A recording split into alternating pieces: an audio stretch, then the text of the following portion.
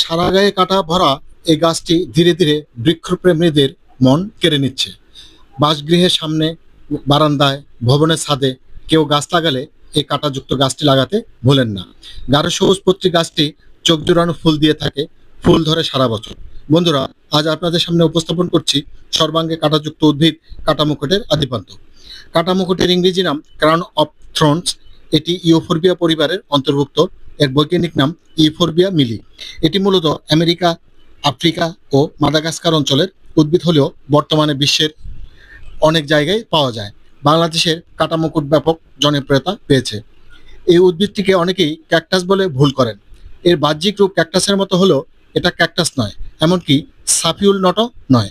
এই গাছের ফুল ছিঁড়লে যে কষ বের হয় তা দুধের মতো সাদা এবং বিষাক্ত। ত্বকে লাগলে ত্বক জ্বালা পোড়া করে। ইউফোরবিয়া মূলত প্রায় ৭,৫০০ প্রজাতির খোঁজ পাওয়া যায়। এর মধ্যে লাল, গোলাপি, সবুজ রঙের ফুল বেশি দেখা যায়, তবে কমলা ও হলুদ রঙেরও দেখা যায়। এটি বাসাবাড়ি, অফিস, বাগানের শোভাবর্ধক উদ্ভিদ। এর ভেষজ কোনো গুণের তথ্য জানা যায়নি। ধন্যবাদ বন্ধুরা। আসসালামু আলাইকুম।